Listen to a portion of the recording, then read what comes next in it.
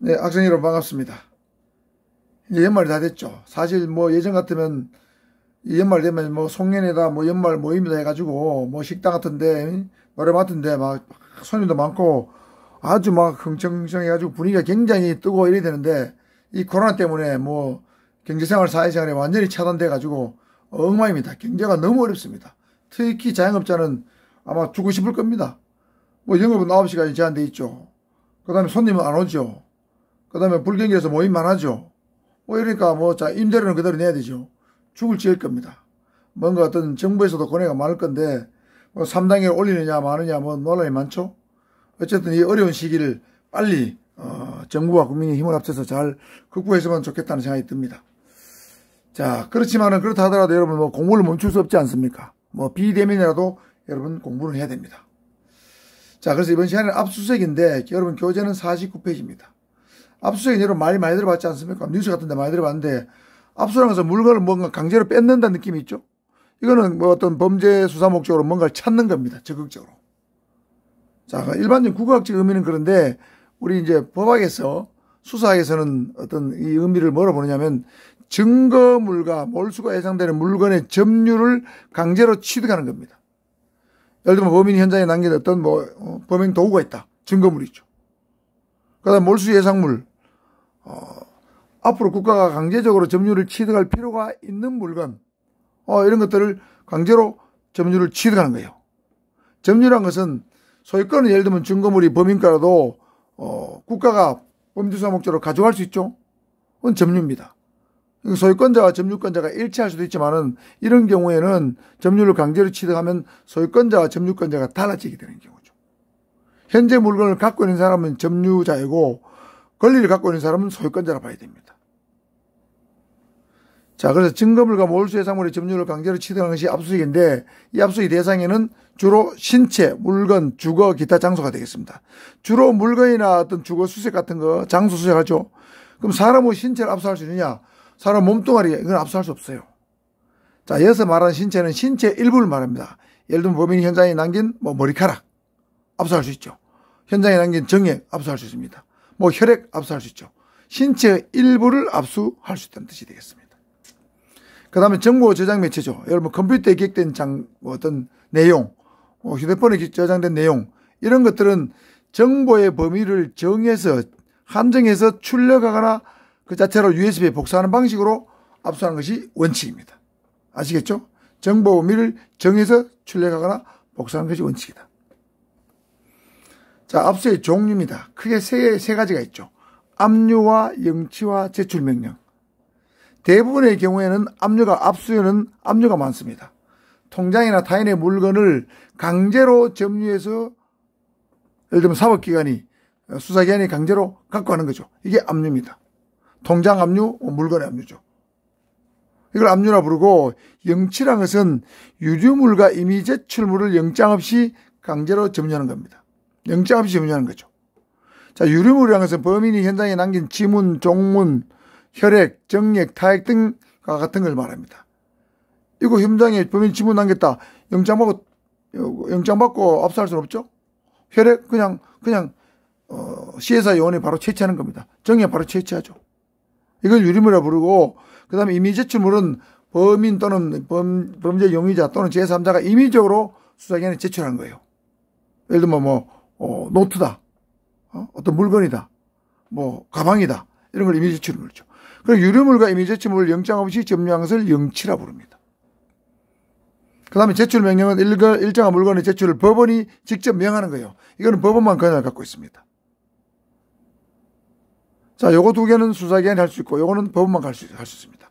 그래서 압수에는 압류와 영치와 제출 명령 세 가지가 있다. 그 다음 압수수색하는 방법이나 절차입니다. 자, 원래 압수수색은 압수수색 영장이 있어야 되죠. 영장이 있어가지고 영장을 먼저 제시해야 됩니다.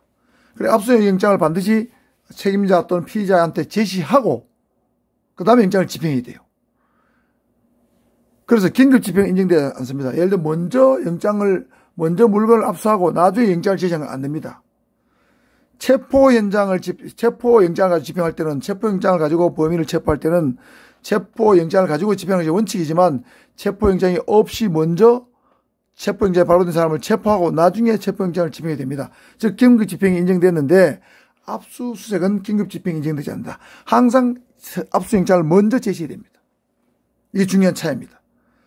두 번째는 압수했을 때는 교부하는 증서가 있는데 두 가지 증서 중에 하나는 교부해야 됩니다. 압수물이 없다면 수색증명서를, 압수물이 있다면 압수증명서를 피의자 또는 책임자에게 교부해야 됩니다.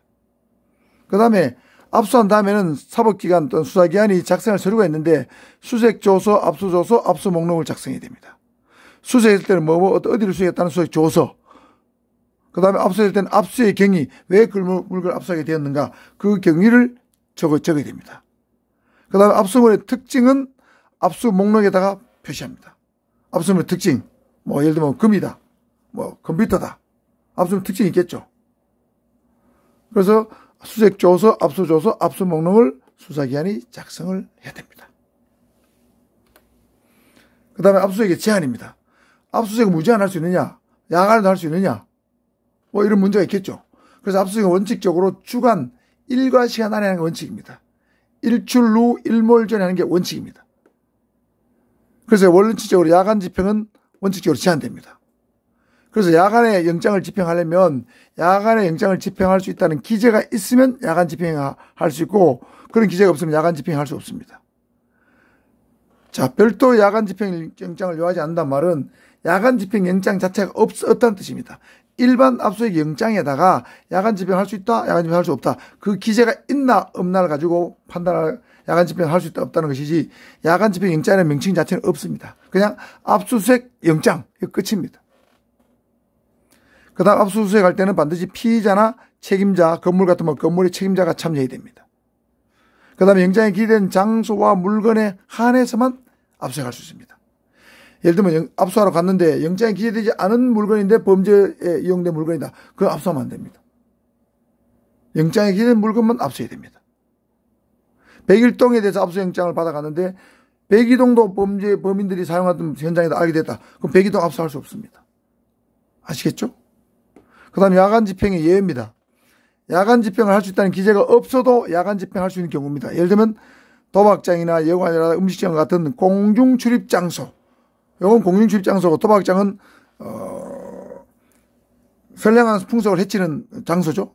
그런 행위이기 때문에 이런 경우는 무조건 야간이든 주간이든 할 수 있습니다.